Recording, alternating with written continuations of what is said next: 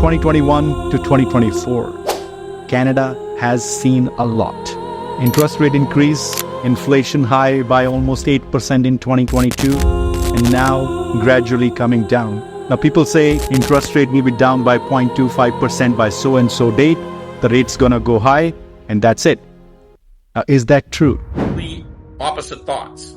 The public is told endlessly there's a housing supply problem, like endlessly. Is that true that the inflation and the interest rate drop will fix the market? This is very important for us to know how the market behaves, how the builders are funded, what happens when the market rate goes up, and what happens when the market rate comes down. Bank of Canada is likely to follow what the US is doing now. Breaking news in the past few minutes. In a significant move for the US economy, the Federal Reserve has cut interest rates for the first time in 4 years. With the United States cutting theirs by 0.5 percentage point. USA has recently dropped the interest rate by 0.50% precisely on September 18. Today, the Federal Open Market Committee decided to reduce the degree of policy restraint by lowering our policy interest rate by 0.5 percentage point. Now, is that mean that Canada will drop again the rates? Likely, yes. We were all hoping that the rates will go down by 0.25%, but now it may be possible that the drop may be little more than that. The target inflation rate currently showing at almost 2%. That was the target rate for Bank of Canada. That's where they wanted to reach. But does that mean the things are already done and dusted and it's been fixed? Actually not. Are we building new homes? Government is saying yes, we are. But are we really building new homes, and what kind of process is included, and are the houses available or not? If you have a time, watch the entire video, and I promise you that you will learn a lot today. You will take something away from this video, at least a knowledge, if not anything else. So let's start. Part 1 is Introduction to the Real Estate Shift from 2021 to 2024. We will discuss interest rates, various factors that has affected the housing market during this time. Over 1,000 of even hundreds of people could have lived in many of these development and the big buildings, which did not happen. By a large margin, most common type of bankruptcy has been linked to the real estate. Plus, experts say that it will only get worse at a time when lots and lots of people need more housing, but the buildings and builders are not able to build it. Now, what does that mean? Let me tell you. We hear this every day. People are told over and over that there are not enough homes, but they are here to build up. They will buy these units soon because we are building up. We are building this, we are building that. But let me tell you, the builders, how they get funded from the banks. Let's take a look at the part number 2, and I'll talk about how these projects should work, and then I will show you whatever goes wrong. Usually a developer buy a land, makes plan, and make sure that city agrees with them. First they have to seek permission. Then before they start building, they start selling the units. As soon as they obtain the permission, they start selling those units. Usually 20% of the price is paid upfront. When you buy a house, it is gradually paid, but they paid upfront, and then the rest is due when the building is finished. If they don't sell at least 70% of the flats, bank won't give them the money. They need to build when they have the money, and the money comes only when they sell 70% of that. When you cross that line, you enter crucial time, and at that point, the builder is really hoping that everything goes as planned. That is after they get the funding and the 70% sales has happened. Now a few years later, the building is done. When the sales are done, the developer gets all the money. The buyer moves in and the bank gets its money back. That's how the process works. But not on the time when what we have seen in the last 2 years when the interest rate was sky high. Watch this part 3 to find out what happens when the things don't go as planned. And if you're continuing in YouTube, this is the continuation of the video, so let's carry on. Beyond what anyone might have expected. An unprecedented surge in demand has sent prices here soaring. Demand is here, supply is here, so price just goes through the roof. And there was money because the government was giving out lots of money. So prices went up quite a lot. The challenge developer faced these last few years, though developer had a lot of bad luck. Many money-making projects are losing money, and there is no other ways to get those costs back. The first problem is that the outbreak has made prices goes up more than expected. You know that the prices went sky high.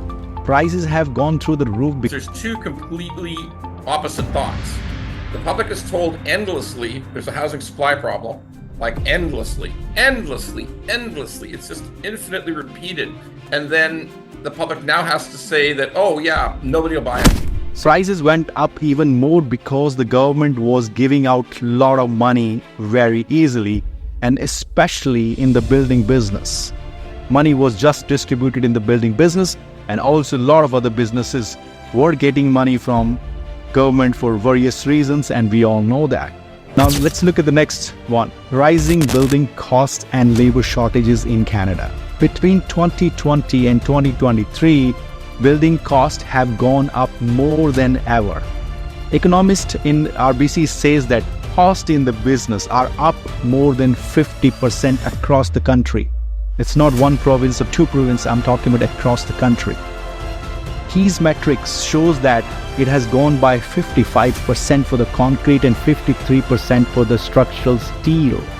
Now, some of the buildings, as you can imagine, started when the prices were too low, and now the prices are so high and they still have to complete the projects on time, and that's not possible. The cost of labor went up, and because there weren't enough people to do the work because of a lot of reasons, to get those people you had to pay more than other if you could even find the right workers.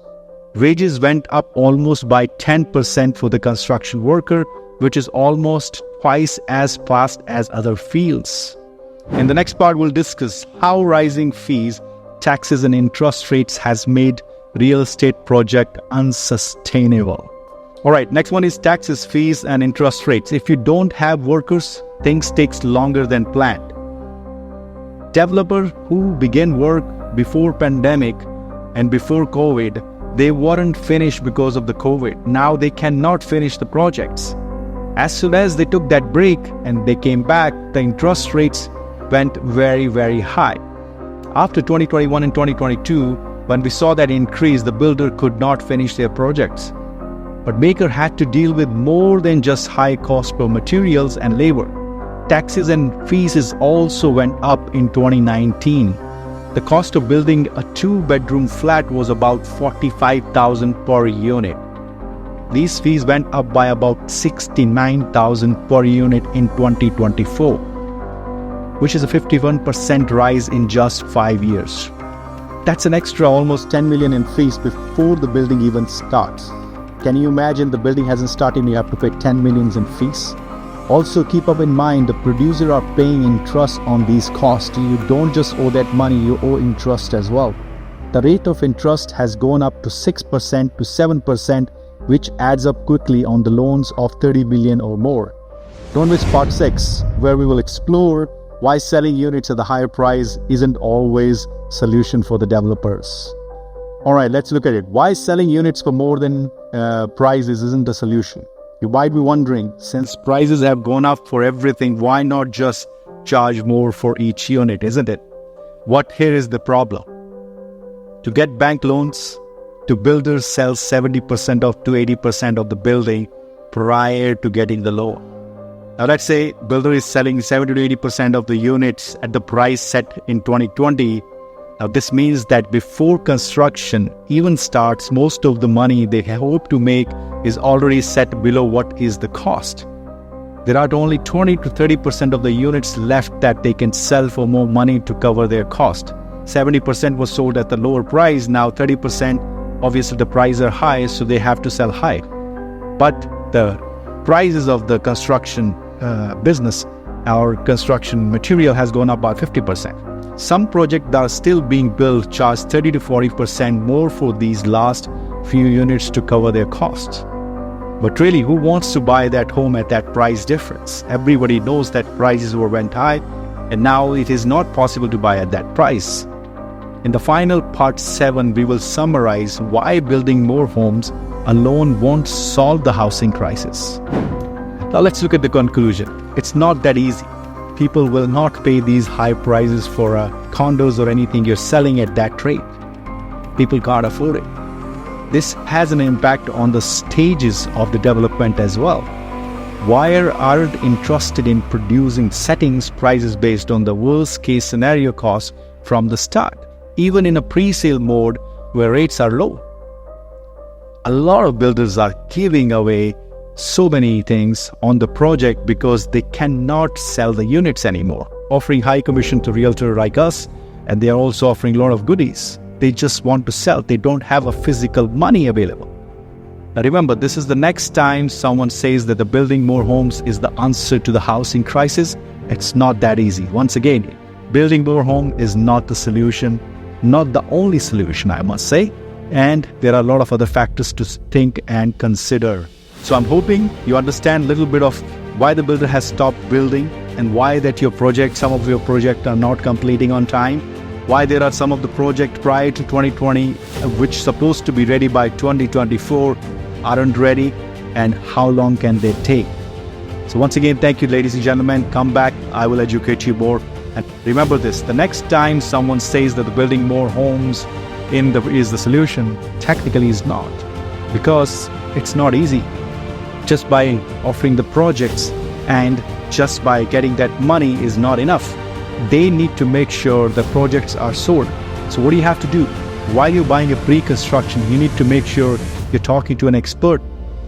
You're talking to someone who has the knowledge. You're talking to someone who knows how this works.